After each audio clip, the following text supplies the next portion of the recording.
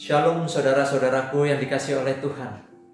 Ada sebuah majalah yang isinya memberitakan tentang orang-orang terkaya yang ada di dunia.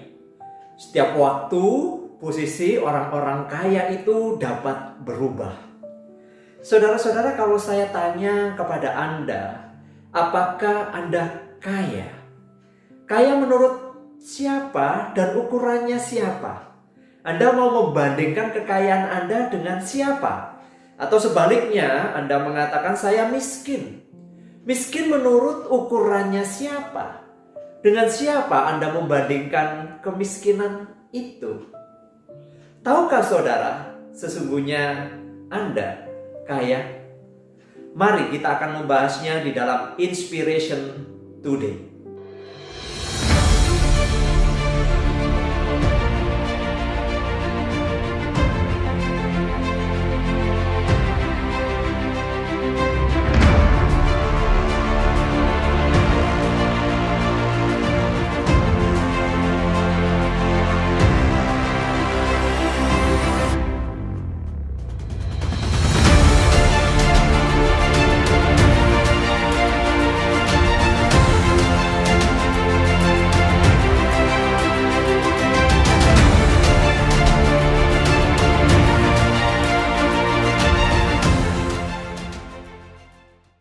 Inspiration Today pada hari ini, saudara, kita akan melanjutkan pembelajaran seri kita, yaitu dari surat Efesus. Kali ini kita akan membahas ayat yang ketiga dan sampai dengan 14. Efesus 1 ayat 3 hingga yang ke-14. Namun saya hanya membacakan 2 ayat saja, yaitu ayat 13 dan 14.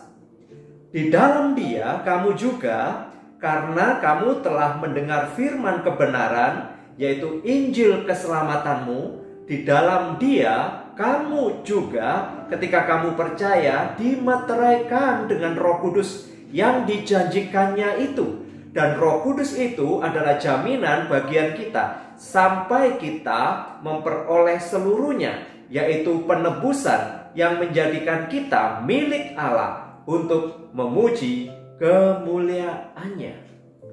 Saudara-saudara, tahukah sesungguhnya bahwa saya dan saudara adalah orang-orang kaya? Iya, Anda, kita semua adalah kaya jika kita melihatnya dari sudut pandang Tuhan. Bahwa kita bisa melihat diri kita sesungguhnya adalah sudah menjadi milik Tuhan. Betapa saudara, diri kita adalah orang-orang yang sungguh bersyukur dan berbahagia bahwa sesungguhnya atas karunia rahmat daripada Tuhan Yesus Kristus yang sungguh mengasihi kita. Di dalam Kristus saja saudara, kita bisa melihat sesungguhnya kita adalah orang-orang yang menerima kekayaan rohani yang luar biasa. Seperti yang tertulis di dalam bagian ayat 3 hingga ayat yang ke-14 ini, saudara. Anugerah Allah yang diberikan kepada kita sungguh itu luar biasa. Bukan saja keselamatan yang tidak dapat dinilai dengan apapun yang ada di dunia ini. Allah juga memberikan berkat-berkat rohani yang luar biasa, yang tak ternilai harganya. Saudara melihat berkat-berkat Allah yang luar biasa di dalam panggilan itu sudah seharusnya dan wajib bagi kita untuk terus-menerus bisa memuji dan bersyukur kepada Tuhan. Sebab karya keselamatan yang Allah berikan atau anugerahkan kepada kita itu sangat sempurna dan bernilai kekal. Nah saudara-saudara, kekayaan rohani sekali lagi yang dipaparkan di dalam ayat yang ketiga hingga yang ke-14. Saudara, kita bisa melihat rentetan-rentetan kalimat-kalimat yang luar biasa. Misalnya saudara, yang pertama dari ayat 3. Dikatakan bahwa Allah adalah sumber segala berkat-berkat rohani. Ingat saudara, sumber berkat sejati hanya datang dari Allah Bapa saja, bukan daripada yang lain. Dan setiap berkat yang kita terima sesungguhnya itu adalah atas perkenanan Allah saja. Berkat rohani yang kedua, saudara, di dalam ayat yang keempat di dalam bagian ini. Bahwa Allah telah memilih kita sebelum dunia dijadikan. yang menunjukkan bahwa Allah di dalam keberadaannya yang kekal adanya, ada kasih dan anugerahnya yang semata-mata kemudian memilih kita, bukan karena kita layak atau karena kita baik atau karena kesalehan kita. Saudara, kita dipilih oleh Allah. Yang ketiga, saudara melihat di dalam ayat yang kelima, kasih Allah yang menjadikan saya dan saudara menjadi anak-anaknya. Ini terjadi karena kita percaya kepada Kristus yang telah mati bagi kita. Yang keempat, saudara, dalam ayat yang keenam, anugerah Allah itu adalah begitu mulianya, luar biasanya, saudara. Yang kelima, dalam ayat yang ketujuh, bahwa pengampunan dosa hanya melalui darah Yesus saja. Yang keenam, saudara, di dalam ayat yang ke-8, hikmat Allah lah yang menuntun kita untuk bisa mengerti kebenaran. Sehingga saudara-saudara masuk kepada bagian yang ketujuh. Berkatnya yaitu ayat yang ke-9. Bagaimana kemudian kita diberikan untuk bisa memahami rahasia kehendak Allah. Wow, itu luar biasa, saudara. Yang ke-8, saudara, dari ayat 10 dan 11, kita dipersatukan di dalam Kristus. Luar biasa, bukan? Dan terakhir, saudara-saudara, ayat yang ke-13 dan 14, bahwa kita dimateraikan dengan Roh Kudus yang merupakan jaminan keselamatan dari Allah. Saudara-saudaraku, kekayaan rohani itu tidak akan kita dapatkan dari dunia ini. Bahkan tidak akan pernah tersedia di dunia ini. Berkat-berkat rohani itu datangnya dari Allah, yaitu melalui Kristus Yesus saja. Dan berkat-berkat itu diberikan saat kita percaya kepada Tuhan Yesus Kristus. Berkat rohani itu tak ternilai harganya, yang kita peroleh bukan dengan kebaikan atau bukan karena jasa kita atau karena kesalehan dan perbuatan baik kita, bukan. Tetapi kita mendapatkannya semata-mata itu karena anugerah pada saat kita percaya. Saudara, kita perlu memahami bahwa kita adalah manusia berdosa yang layak untuk dihukum, yang layak untuk mendapat murka Allah, namun oleh kuasa dan pengorbanan Kristus yang menggantikan kita, menjadikan kita mendapat pengampunan untuk semua dosa-dosa kita. Dan saudara-saudara, kita tidak berada di dalam hukuman. Namun saudara, seringkali kita menganggap sepele hal anugerah keselamatan ini, yang menjadikan kita tidak pernah serius untuk mengerjakan anugerah keselamatan itu di dalam keseharian dan kehidupan kita, saudara. Mengerjakan keselamatan yang saya maksudkan adalah menghidupi anugerah keselamatan itu dengan nyata di dalam kehidupan kita sehari-hari, bahwa saya dan saudara adalah orang yang sudah diselamatkan. Saudara-saudara, di tengah kegilaan zaman yang bisa mengguncang iman kita, kita harus tetap menyadari ada satu identitas diri kita sebagai orang percaya bahwa kita adalah anak-anak Tuhan. Kita sudah menjadi milik kepunyaannya, agar kita tetap setia kepada Kristus melalui berkat-berkat rohani ini. Sesungguhnya saudara dapat menghibur kita, menguatkan kita. Apa yang kita miliki di dunia ini, saudara, tentu saja tidak sebanding dengan berkat rohani dari Allah.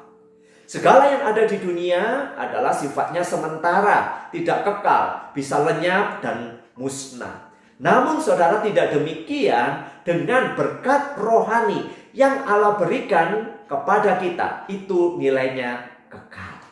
Saudara-saudara, ironisnya lagi, kita ternyata lebih terfokus untuk mengejar dan memiliki apa yang datang dari dunia, bahkan memegang erat seakan itu bernilai kekal.